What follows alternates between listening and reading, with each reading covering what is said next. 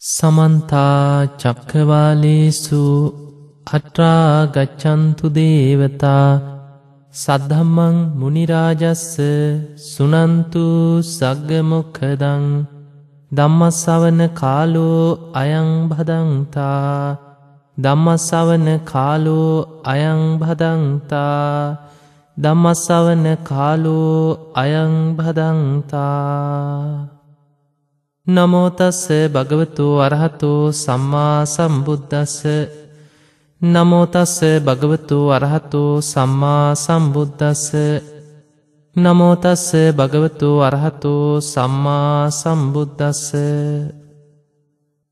හැම දිනාටම තෙරුවන් සරණ ප්‍රාර්ථනා කරමින් අදත් වෙනද වගේම සුපුරුදු වේලාවටම ධර්මානුශාසනාව සඳහායි ඔබ හැම කෙනෙක්ම මේ සූදානමින් ධර්මයේ ශ්‍රවණය කිරීමේ ආසාවෙන් තමයි ධර්ම දේශනාවට කන් යොමු කරගෙන සිටින්නේ. පින්වතුනි, අද අපි මාතෘකා කරගන්නේ බුදුරජාණන් වහන්සේගේ ධර්මයේ තුල නොයෙක් තැන්වල කතා කෙරෙන මේ සතර අපායට අයිති එක්තරා අපායක් පිළිබඳව.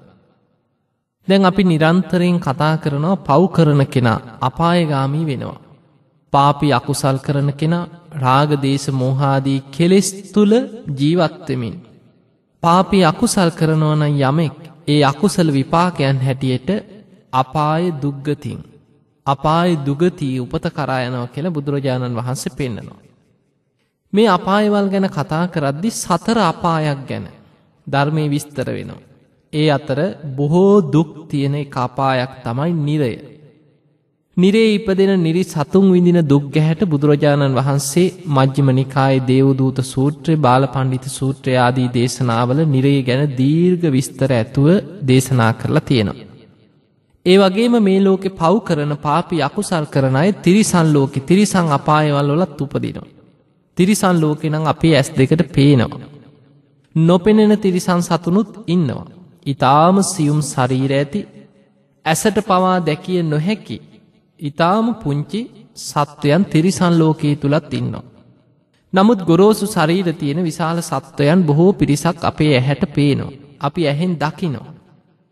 මේ තිරිසන් ලෝකේ සත්වයන් දුක් විඳින ආකාරයේ බයෙන් තැති ගැනීමෙන් එකිනෙකා මරා කමින් ජීවත් වෙන ආකාරය තුල කොයිතරම් දුකක් බියක් තැති ගැනීමක් තුලද මේ තිරිසන් සත්වයන් ජීවත් වෙන්නේ කියන එක අපට බුද්ධිමත් කෙනෙකුට තේරුම් ගන්න වටහා ගන්න පුළුවන්කම තියෙනවා. ඊළඟට ධර්මයේ විස්තර කෙරෙන තවත් අපායක් තමයි මේ പ്രേත අපාය. പ്രേත ලෝකය ගැන. හැබැයි പ്രേත ලෝකයක් සාමාන්‍ය මිනිස් ඇසට දකින්න පුළුවන් අපායක් නෙමෙයි. ඒකට හේතුව പ്രേතයන් പ്രേත ලෝකේ උපදින්නේ ගොරෝසු ශරීර ඇතුව නෙමෙයි. අපේ ඇහැට පෙනෙන්නේ අපේ දෘෂ්ටි පරාසයට අසු වෙන්නේ ගොරෝසු ශරීර ඇතුව උපදින සත්වයන් පමණයි. නමුත් പ്രേත ලෝකේ പ്രേතයන් උපදින්නේ ඕපපාතික ශරීරයක් ඇතිව ඊටාම සියුම් ශරීරයක් තුලින් තමයි උපදින්නේ. ඒ නිසා බොහෝ പ്രേතයන් අපිට දකින්න නෑ. නමුත් අපි ජීවත් වෙන මේ පරිසරයේම මේ අවට මේ ලෝකයේ තුලමයි പ്രേතයනුත් නොයේක් പ്രേත වර්ග ගැන ධර්මයේ සඳහන් වෙනවා. එවැනි ප්‍රේත වර්ග ජීවත් වෙන්නේ ඊටාම දුක්ඛිත සත්වයන්. ආහාර නැ බොහෝ වෙලාවට සාපිපාසාවෙන් කුසගින්නෙන් වේදනාවෙන් නොඑක් අසූචි වර්ග තමයි ආග්‍රහණය කරමින් මේ പ്രേත ලෝකයේ പ്രേතයන් අනන්ත දුක්ඛිත ජීවිත ගත කරන්නේ. ඊළඟට තවත් අපායක් ධර්මයේ විස්තර කරනවා අසුර අපාය. මේ අසුර ලෝකයේ මහා සාගරය ඇසුරු කරගෙන තියෙන ඒත් ඕපපාතිකව උපදින නොයෙක් අමනුස්ස කොටසකට තමයි අයිති. මේ ගැන සඳහන් වෙනවා පහාරාද සූත්‍රයේ. පහාරාද කියන දිව්‍ය අසුරේන්ද්‍රයා දිව්‍ය ලෝකයේ ඉන්න දෙවි කෙනෙක්. ඒ අපායක් නෙමෙයි, දිව්‍ය අසුරයන් කියන්නේ අපායක් නෙමෙයි. මේ දෙවියන් සුර අසුර කියන්නේ සැපයෙන් වැඩි දෙවියන්ට කියන සුර. ඒ අයගේ නායකයා තමයි ශක්‍ර දෙවියන්. සැප සම්පත් වලින් අඩු දෙවිවරුන්ට කියනවා අසුර. බොහොම පවට බර මිත්‍යා දෘෂ්ටික කොටසක් හැටියටත් මේ අසුර දේවතාවරු දෙවිවරු හඳුන්වලා තියෙනවා. මේ අසුරයන්ගේ නායකයා වෙච්ච පහාරාද කියන අසුරේන්ද්‍රයා බුදුරජාණන් වහන්සේ මුණ ගැහිලා මේ බුද්ධ ශාසනයට භික්ෂු භික්ෂුණී උපාසක උපාසිකාවන් ආස කරන කරුණු ගැන බුදුරජාණන් වහන්සේගෙන් ඇසූ වෙලාවේ බුදුරජාණන් වහන්සේ පහාරාද කියන අසුරේන්ද්‍රයාගෙන් අහනවා, පහාරාද මේ අසුරයන් දිව්‍ය ලෝකේ ඉන්නේ නැද්දී මහා සාගරය ගැනමයි ආස කරන්නේ. මහා සාගරයටමයි හිත යොමු කරගෙන ආසාවෙන් හිත බැඳගෙන ඉන්නේ. එහෙමනම් මේ සාගරයට ආස කරන්නේ මොකද කියලා කියන්න කියලා. අන්න ඒ වෙලාවේ කරුණු ගණනාවක්, කරුණු 8ක් එකින් එක පෙන්නනවා. ඒ අතර එක කරුණක් හැටියට සඳහන් වෙනවා මේ සාගරයේ ඉන්න මහා විශාල ශරීර තියෙන සත්වයන්, අද්භූත සත්ව කොටස් ඉන්නවා කියනවා. යොදුන් 100ක් විශාල ශරීර තියෙන අමනුෂ්‍ය කොටස්, අද්භූත සත්වයන් මහා සාගර පතුලේ ජීවත් වෙනවා. ස්වාමිනී යොදුන් 200 300 විශාල ශරීර ඇති සත්ත්ව කොටස් ජීවත් වෙනවා. මිනිස්සු දැක්කේ නැති වුණාට අසුර දෙවිවරු දිව්‍ය ලෝකේ ඉඳන් දකිනවා මේ මහා සාගරය ඇසුරු කරගෙන ඉන්න මේ අමනුෂ්‍යයන්. ඒ අයගේ නම් පවා සඳහන් වෙනවා තිමි, තිමංගල, තිමිපිඬර, නාග, අසුර, ගාන්ධර්ව හැටියට. මෙවැනි නම් ඇති යොදුන් 100 200 300 විශාල ශරීර තියෙන අද්භූත ශරීර ඇති අමනුෂ්‍ය කොටස් මේ මහා සාගර පතුලේ ජීවත් වෙනවා කියලා මේ අසුර නායකයා බුදුරජාණන් වහන්සේට කියනවා. එතකොට බලන්න මේ කරුණ තුල සඳහන් වෙනවා සාගරය ඇසුරු කරගෙන ඉන්න සත්ත්ව කොටස්, මේ අමනුෂ්‍ය කොටස් තිමි, තිමංගල, තිමිපිඬර, නාග, අසුර. අන්න එතන අසුර කියලා හඳුන්වන්නේ අපායක්. මේ මහා සාගරය ඇසුරු කරගෙන සාගරයේ ඇතුලේ ඉන්නවා අසුර කියලා ඊටාම දුක් විඳින ඕපපාතික ශරීර ලැබිච්ච අමනුෂ්‍ය කොටසක්. ඒ අසුර අපාය. එතකොට මෙන්න මේ අපාය 4 ධර්මයේ විස්තර කෙරෙනවා. නිරය, තිරිසං අපාය, പ്രേත අපාය, අසුර අපාය. මේ 4 තමයි අපි කතා කරන්නේ. ධර්මයේ තුල ඔබ නිතර ශ්‍රවණය කරන්නේ. පාපී අකුසල් කරන කෙනා මේ අපාය 4න් එකක උපත කරා යනවා. තම තමන් රැස් කරලා තියෙන අකුසල කර්මවල තියෙන ඒ විපාක ශක්තිය අනුව බොහෝ පව් කරගත්ත කෙනා ආනන්තරි පාප කර්මයක් කරොත් ඒ කාන්තේම නිරේ උපත කරා යනවා. ඊළඟට ඒ තරම් බලවත් අකුසල් නොකර සමහර වෙලාවට මේ පංච දුස්චරිතයේ දෙමින් බොහොම ආසාවෙන් තණ්හාවෙන් අනුන්ට හිංසා පීඩා කරමින් නිරේගාමි අකුසල් රැස් නොවුනත් බොහෝ දෙනෙක් සමහරු මරණින් මත්තේ තිරිසං අපායවල උපදිනවා. ඊළඟට പ്രേත ලෝකෙත් උපදිනවා, අසුර අපායෙත් උපදිනවා. මේ අතර අද අපි ධර්මානුශාසනාව සඳහා මාතෘකා කරගන්නේ මිහිඳු මහරහතන් වහන්සේ පවා ලංකාවට වැඩම කරලා දෙවනි දවසේ රජතුමාගේ මාලිගාවේදී දානේ වළඳලා අවසන් වෙලා අනුලා බිසව ප්‍රදාන මේ බිසෝන්ට අන්තපුරේ හිටපු ඒ බිසෝවරුන්ට දේශනා කරපු පේතවත්තු විමානවත්තු කියන මේ කොටසට අයිති පේතවත්තු ගැනයි අද අපි මාතෘකා කරගන්නේ. පින්වතුනි, පේතවත්තුව කියලා කියන්නේ මේ මනුස්ස ජීවිත ගත කරලා ඔබ වගේම මේ ලෝකේ මේ සාමාන්‍ය මිනිස්සුયો හැටියට ජීවත් වෙලා නමුත් පාපී අකුසල් කරලා බොහෝ දුස්සීල ජීවිත ගත කරලා දුසරිතේ යෙදිලා මරණින් මත්තේ പ്രേත ලෝකවල ඉපදිලා අනන්තවත් දුක් ගැහැට විඳින പ്രേතයන්ගේ ජීවිත කතාවන් ගැන ඇතුළත් වෙන කොටසක් තමයි പ്രേතවත්තුව කියලා කියන්නේ. බොහෝ പ്രേතවත්තුවට අයිති කතා වස්තුවල සඳහන් වෙන්නේ 이르දි බල සම්පන්න මහරහතන් වහන්සේලාට ඇස ගැටිච්ච උන්වහන්සේලා දිවසින් දැක්ක പ്രേතයන් ගැන තොරතුරු තමයි මේ പ്രേතවත්තුවේ සඳහන් වෙන්නේ. මොකද දිවස් නුවණක් තියෙන දිබ්බ චක්කු, ඒ වගේම චුතූපපාත ඥානෙ ආදී දිවස් හැකියාවන් උපදවාගත්ත මහරහතන් වහන්සේලා බොහෝ අවස්ථාවල මේ പ്രേතයන් දුක්ඛිත ජීවිත ගත කරන പ്രേතයන්ව තමන්ගේ ඇසට දැකලා තියෙනවා. නමුත් පින්වතුනි, බොහෝ වෙලාවට දැන් අද සමාජයේ ඉන්න පිළිගන්නේ නැති අය කවුද දැක්කේ? කෝ අපිට පෙන්වන්න පුළුවන්ද? එහෙම හැම කෙනෙකුටම പ്രേතයන්ව දකින්න හැකියාවක් නැහැ. දැන් රහත් උනත් හැම රහතන් වහන්සේ නමකටම പ്രേතයන්ව පේන්නෙත් නැහැ. මේ ගැන ධර්මයේ සඳහන් වෙනවා. දවසක් මුගලන් මහරහතන් වහන්සේ ලක්කන කියන මහරහතන් වහන්සේ සමග ගිජ්ජකූට පර්වතයේ ඉඳන් පහළට බැහැගෙන එනවා. උන්වහන්සේලා පිණ්ඩපාතේ වැඩම කරන්න උන්වහන්සේලා දෙන්නම රහතන් වහන්සේලා. මේ රහතන් වහන්සේලා දෙනම ගිජ්ජකූට පර්වතයෙන් පහළට බැහැගෙන එනකොට මුගලන් මහරහතන් වහන්සේ එක්තරා තැනකදී අහසේ පාවෙමින් යන പ്രേතෙක් දැකලා ඒ දිහා බලාගෙන කල්පනා කරනවා මේ විදිහ දුක්ඛිත ජීවිත ගත කරන සත්වයෝ මේ ලෝකේ ඉන්නව නේද කියලා. මුළු ශරීරේම උල් කටු වගේ තියෙන රෝම කූප පිහිටපු ප්‍රේතෙක්. ඒ තමන්ගේ ශරීරයේ තියෙන රෝම කූප වලින්ම තමන්ගේ ශරීරයේ තුවාල වෙනවා. මේ රෝම කූප උල් වගේ හැඩයට පිහිටලා තියෙන්නේ ඒවම හුළඟට කැරකැවිලා ඇවිල්ලා තමන්ගේ අතපය සිදුරු කරගෙන යනවා. වේදනාවෙන් විලාප දෙමින් අහසේ එහා මෙහා පාවෙලා යනවා. ඒ අතර කර්මාන් රූපෝ මැවෙන ගිජුලිහිනියන් කපුටන් උක්කුස්සන් වගේ සත්වයන් මේ ප්‍රේතයා පසුපස පන්න ශරීරයට කොටමින් මස් කඩාගෙන කනවා.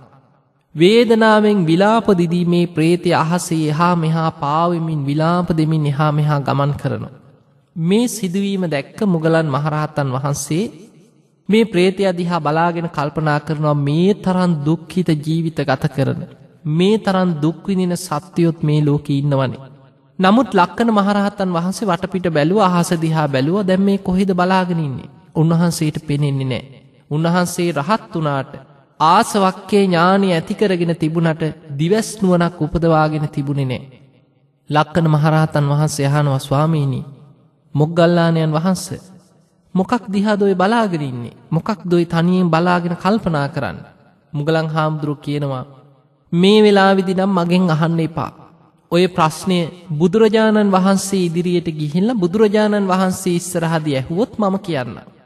ඉතින් එදා උන්වහන්සේලා දෙනමම පිණ්ඩපාතේ වැඩම කරලා තමන් වහන්සේලාට දානෙට පිණ්ඩපාතේට ලැබිච්ච දානි ටික වළඳලා හවස් වරුවේ වේළුවනාරාමයට වැඩම කරා. එදා බුදුරජාණන් වහන්සේ වේළුවනාරාමේ වැඩ සිටිද්දී භික්ෂුන් වහන්සේලාට හවස් වරුවේ ධර්ම කරුණු ගැන දේශනා කරනකොට ලක්කන මහරහතන් වහන්සේ බුදුරජාණන් වහන්සේ ඉදිරියේදී මේ ප්‍රශ්නේ කියනවා. ස්වාමීනි භාග්‍යතුන් වහන්සේ අද අපි මේ මුගලන් හාමුදුරුවොත් එක්ක මම ගිජ්ජකූට පර්වතයේ ඉඳන් පහළට බැහැගෙන එනකොට පිණ්ඩපාතේ යන්න එක්තරා ස්ථානයකදී මේ මොග්ගල්ලාණන් වහන්සේ අහස දිහා බලාගෙන ඉඳලා කල්පනා කරා. මට තේරුණා මොකක් හරි අමුතු දෙයක් අමුතු සත්වයක් මොකක් හෝ දෙයක් දැකලායි උන්වහන්සේ මේ කල්පනා කරන්නේ. මම ඇහුවා ස්වාමීනි මොකක්ද ඔබ වහන්සේ දැක්කේ? කුමක් නිසාද වැනි සිනහාවක් පහළ කරේ? කුමක් නිසාද වැනි අනුකම්පා සහගත හැඟීම් මුහුණ තුල ඇති වුනේ? අන්නේ වෙලාවේ කියා හිටියා දැන් මගෙන් අහන්න එපා. බුදුරජාණන් වහන්සේ ඉදිරියේදී ඇහුවොත් කියන්නම් කියලා.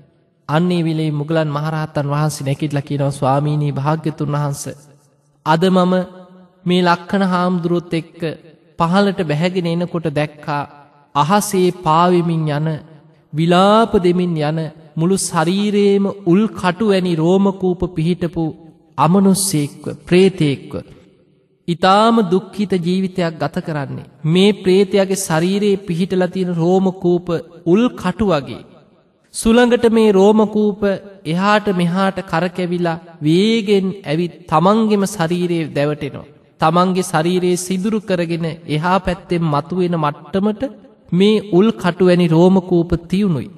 ස්වාමීනි මේ ප්‍රේතයා විලාප දෙමින් තමන්ගේම රෝම කූප වලින් පීඩා විඳිමින් අහසේ පාවෙමින් එහා මෙහා යනවා.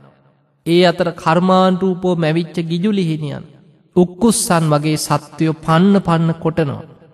මේ සිදුවීම දැකලයි මම අනුකම්පා සහගතව ඒ දිහා බලාගෙන හිටියේ කියලා මොග්ගල්ලාණන් වහන්සේ මුගලන් හාමුදුරුවෝ බුදුරජාණන් වහන්සේ ඉදිරියේදී කියා හිටියා. අන්න එතනදී බුදුරජාණන් වහන්සේ වදාලා මොග්ගල්ලාන ඔය සත්වයා මම ඔయిత කලින් දැක්කයි කිව්වා. දැන් බලන්න බුදුරජාණන් වහන්සේ ඊට කලින් ඒ සත්වයව දැකලා බුදුරජාණන් වහන්සේ වදාලා මේ වෙන කවුරුත් නෙමෙයි මේ නගරේම මීට බොහෝ කාලයකට කලින් ජීවත් වෙච්ච මස් වැද්දෙක්. සත්වයන්ව ඝාතනය කරමින් දඩේමේ ගිහින් ජීවත් වෙච්ච මස් වැද්දෙක්.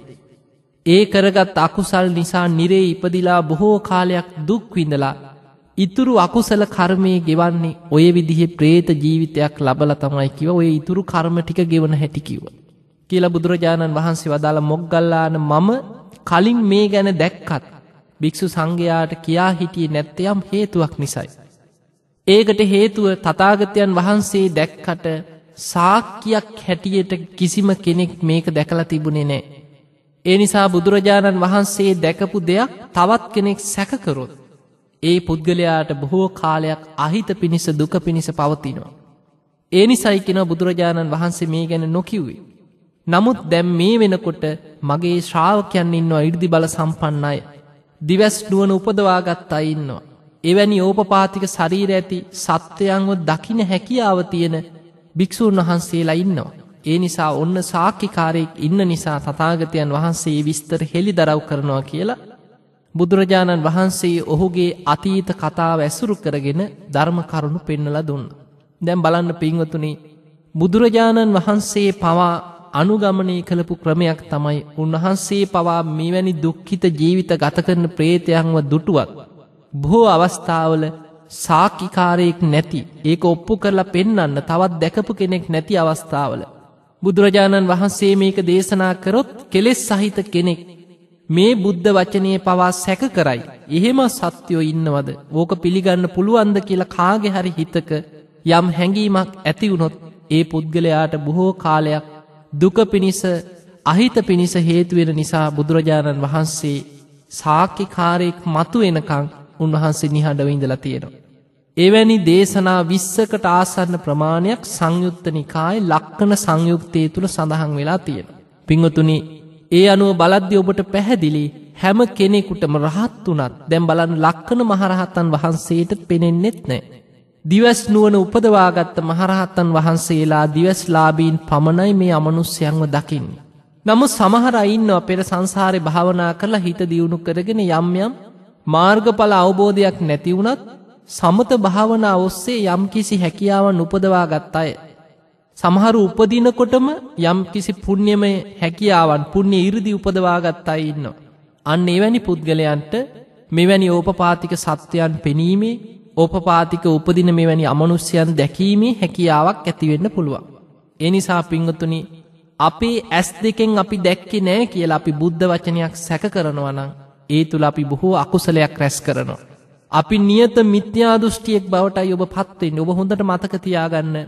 බුදුරජාණන් වහන්සේ ලෞකික සම්මාදිට්ඨිය විස්තර කරද්දී පෙන්නලා දෙනවා, යම් කිසි කෙනෙක් මෙලව පිළිගන්නේ නැත්නම්, පරලොවක් මරණින් මත්තේ උපතක් තියෙනවා කියලා පිළිගන්නේ නැත්නම්, දානයේ විපාක තියෙනවා, අප උපස්ථාන කිරීමේ විපාක තියෙනවා, සේවා කටයුතු වල විපාක තියෙනවා. ඒ විතරක් නෙමේ දෙමව්පියන්ට සැලකීමේ විපාකයක් තියෙනවා. ඕපපාතික උපදින සත්වයන් ලොව ජීවත් වෙනවා. ඕපපාතික සත්වයන් උපදිනවා කියලා පිළිගන්නේ නැත්නම් ඔහු නියත මිත්‍යා දෘෂ්ටිකයෙක්.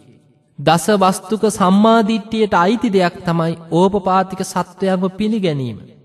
ඒ නිසා යම් කිසි කෙනෙක් පිළිගන්නේ නැහැ, ඔහොම සත්වයන් නැහැ කියන දැඩි මතයේ ඉන්නවා නම් ඔහු ඒකාන්තයෙන්ම නියත මිත්‍යා දෘෂ්ටියෙක් මිසක් තුනුරුවන් සරණ ගියපු අඩුගානේ ලෞකික සම්මාදිට්ඨියවත් ඇති කරගත් ආර්ය ශ්‍රාවකයෙක් නෙමෙයි. ඒ නිසා පින්වතුනි, ලෞකික සම්මාදිට්ඨිය තුල පිහිටන කෙනා තමයි මේ සත්‍යයන් ගැන අපේ ඇස් දෙකෙන් දැක්කේ නැතත් බුදුරජාණන් වහන්සේගේ දේශනා ඇසුරෙන් උන්වහන්සේගේ සම්බුද්ධත්වයේ පිළි අරගෙන අපි පිළිගැනීමකට එන්නට ඕනේ. ඒ තුලයි අපි ධර්මයේ දියුණු කරගෙන යනකොට අපිට දකින්න ක්‍රම තියෙනවා. දැන් අපිට දකින්න තියෙන්නේ කැමරාවකින් පින්තූරයක් අරන් ඕපපාතික සත්වයක් හොයන්න බෑ. අන්වීක්ෂයකින් බලලා ඕපපාතික සත්වයන්ව හොයාගන්න බෑ. වෙනත් විද්‍යාගාරයක විද්‍යාත්මක පරීක්ෂණයකින් දුරේක්ෂයකින් බලලා ඕපපාතික සත්වයන් නිරීක්ෂණය කරන්න බෑ. බුදුරජාණන් වහන්සේ පෙන්නන ක්‍රමයක්. මේ ලෝකේ සත්වයන්ට ඕනෑම කෙනෙකුට ඒහි පස්සිකයි මේ ධර්මයට ඇවිත් බලන්න පුළුවන් ක්‍රමයක් තියෙනවා. ඒ තමයි භාවනා කරලා ඔබ හිත දියුණු කරගත්තොත්, සමත භාවනාව දියුණු කරගෙන ඔබ හිත දියුණු කරගත්තොත්, අන්න හිත දියුණු කරගත්ත කෙනෙකුට චිත්ත දියුණුවක් තුල ඉඳන් එවැනි සත්වයන් දැකීමේ දිවස් නුවණක් උපදවා ගන්න පුළුවන්. ඒ නිසා එවැනි හැකියාවක් නැතුව, ඔබට එවැනි චිත්ත දියුණුවක් නැතුව හිත දියුණු කරගත් අය බුදුරජාණන් වහන්සේලා, පසේ බුදුවරු, මහරහතන් වහන්සේලා, 이르දි බල සම්පන්න උත්තමයන් වහන්සේලා දැකලා, උන්වහන්සේලා දිවසින් දැකලා අවබෝධ කරගෙන වටහාගෙන ලෝකයට දේශනා කරන එවැනි උතුම් දේශනාවන් අපි සැක කරනවා නම් ඔබ බොහෝ අකුසලයක් රැස් කරගන්න කෙනෙක්.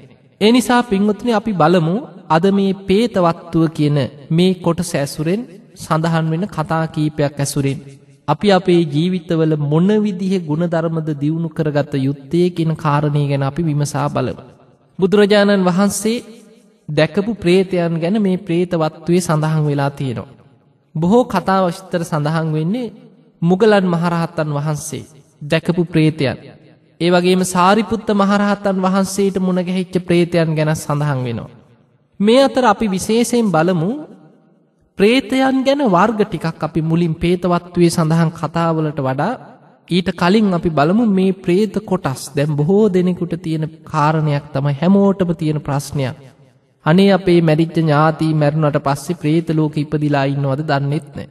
අපි මෙච්චර පින් කරනවා, 7 දවසේ දාන දෙනවා, බණ කියනවා, 3 මාසෙන් පින්කම් කරනවා, මාස් පතා දානමාන දෙනවා, පින්කම් කරනවා, පින් අනුමෝදන් කරනවා. පින් අනුමෝදන් වෙනවාද කියන ප්‍රශ්නය ඔබට තියෙනවා. මේ ප්‍රශ්නය ඔබට විතරක් නෙමෙයි, එදා ජානුස්සෝනි කියන බ්‍රාහ්මණයෙකුටත් ඇති වුණා. මේ බ්‍රාහ්මණයා මේ ප්‍රශ්නය අරගෙන ගියා බුදුරජාණන් වහන්සේ මුණ ගැහෙන්න. ගිහින් බුදුරජාණන් වහන්සේට වන්දනා කරලා අහනවා, ස්වාමීනි භාග්‍යතුන් වහන්සේ, මිය පරලෝකීය ඥාතීන් වෙනුවෙන් අපි පින් දහම් කරනවා, දන් පැන් පූජා කරනවා. මේ පින් මිය පරලෝකීය අය අනුමෝදන් වෙනවාද කියලා බුදුරජාණන් වහන්සේගෙන් අහනවා.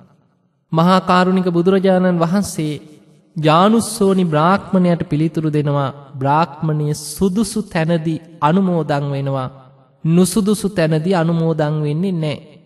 මේ බමුණට තේරුණේ නැහැ කොහොමද මේ මොකද්ද සුදුසු තැන නුසුදුසු තැන කියලා වටහා ගන්න බැරි වුණා. මේ බ්‍රාහ්මණය ආයෙමත් අහනවා, ස්වාමීනි භාග්‍යතුන් වහන්සේ සුදුසු තැන කියන්නේ මොකක්ද?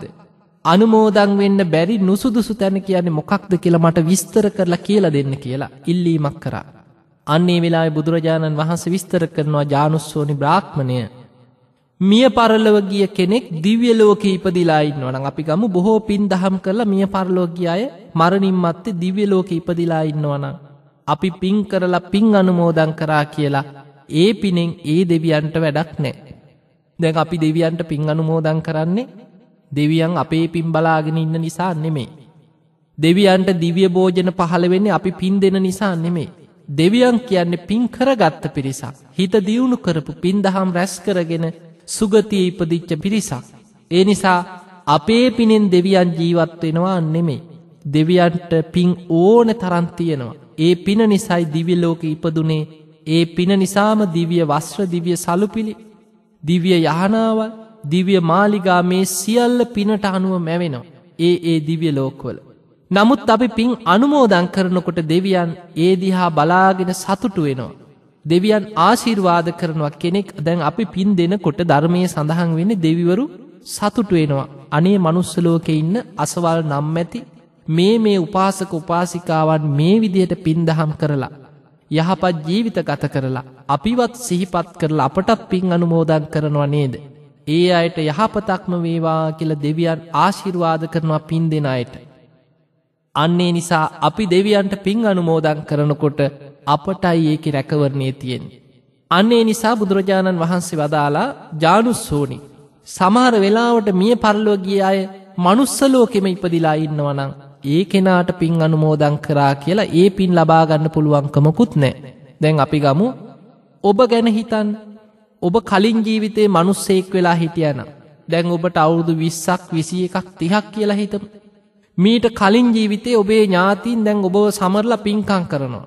අනේ අපේ තාත්තා එක්ක අපේ අම්මා මරණයට පත් වෙලා දැන් අවුරුදු 21ක් වෙනවා. අවුරුදු 30ක් වෙනවා.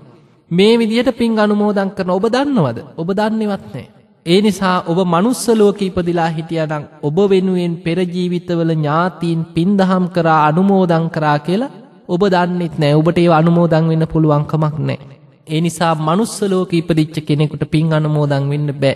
ඊළඟ කාරණේ තමයි තිරිසන් ලෝකේ. දැන් තිරිසන් සත්වයන්ට අපි පින් අනුමෝදන් කරා කියලා තිරිසන් සත්තු සාදු සාදු කියලා අනුමෝදන් වෙලා සැප ලබා ගන්නෑ. ඒ නිසා තිරිසන් ලෝකෙ කියන්නේ පින් ලබා ගන්න බැරි නුසුදුසු තැනක් හැටියට බුදුරජාණන් වහන්සේ පෙන්නනවා. ඊළඟ කාරණේ තමයි නිරේ ඉපදිලා ඉන්නවා නම් යම් කිසි කෙනෙක් නිරිසතෙක් මෙහෙ පින් කරලා 7 දවසේ දාන දීලා 3 මාසේ දාන දීලා මොන විදිහේ පින් අනුමෝදන් කරත් අර නිරේ දුක් විඳින නිරිසතාට මේවා තේරෙන්නෙත් නෑ, වැටහෙන්නෙත් නෑ, දකින්නෙත් නෑ. අර පව් කරලා නිරේ ඉපදිච්ච කෙනා අන්ත දුක් විඳලා ඒ අකුසලයේ ගෙවිලා නිරෙන් මිදිලා උඩට එනකම්ම වෙන පිනකින් අපිට සැපයක් ලබා දෙන්න පුළුවන් කමක් නෑ. ඒ නිසා පින්වතුනි, പ്രേත ලෝකෙ ඉපදිච්ච කෙනෙකුට විතරමයි බුදුරජාණන් වහන්සේ ජානුස්සෝනි බ්‍රාහ්මණයට පෙන්නනවා බ්‍රාහ්මණයේ සුදුසු තැන තමයි පින් අනුමෝදන් වෙන പ്രേත ලෝකේ. හැබැයි പ്രേත ලෝකයේ තුලත් බුදුරජාණන් වහන්සේ විස්තර කරනවා නොඑක් പ്രേත වර්ග ඉන්නවා. ඒ හැම പ്രേතයන් අතරම හැම പ്രേතෙක්ම පින් අනුමෝදන් වෙන්නෙත් නැහැ. පරදත්තූප කියන പ്രേත කොට්ටාසේ පමණයි. ඒ කියන්නේ අනුන්ගෙන් පිනක් අපේක්ෂාවෙන් ඉන්න പ്രേතයන් ඉන්නවා. තව කෙනෙක් පින් අනුමෝදන් කරනකොට ඒ පින අනුමෝදන් වෙලා සුවපත් වෙන්න බලාගෙන ඉන්න പ്രേතයන් ඉන්නවා. අන්නේ වැනි പ്രേතයෙකුට පමණයි බලාගෙන ඉඳලා තමන්ගේ ඥාතීන් පිනක් කරනකොට ඒ පින අනුමෝදන් වීමේ ආසාවෙන් අපේක්ෂාවෙන් ඉඳලා ඒ පින අනුමෝදන් වෙලා සුවපත් වෙන්න සැපවත් වෙන්න පුළුවන්කම තියෙනවා. ඒ නිසා පින්වතුනි പ്രേත කොටස් ගැන ධර්මයේ සඳහන් වෙන විස්තරයක් තියෙනවා. මම ඔබට පෙන්ලා දෙන්නම් කොයිතරම් പ്രേත කොටස් මේ ලෝකේ ඉන්නවද. කුප්පිපාසික නිජ්ජහම තන්නික කාල කංජික පාංශු පිසාච මේ වගේ නොඑක් නම් වලින් බුදුරජාණන් වහන්සේ මේ പ്രേත වර්ග විස්තර කරමින් පෙන්වලා දීලා තියෙනවා. ඒ අතර පින්වතුනි වන්නාස කියලා പ്രേත කොටසක් ධර්මයේ සඳහන් වෙනවා. මේ වන්නාස කියන പ്രേතයන් පින් ගන්නෙ නැහැ. කොච්චර පින් අනුමෝදන් කරත් නෑදෑයෝ පින් අනුමෝදන් වෙන പ്രേත කොටසක් නෙමෙයි. මේ වන්නාස කියලා හඳුන්වන പ്രേත කොටස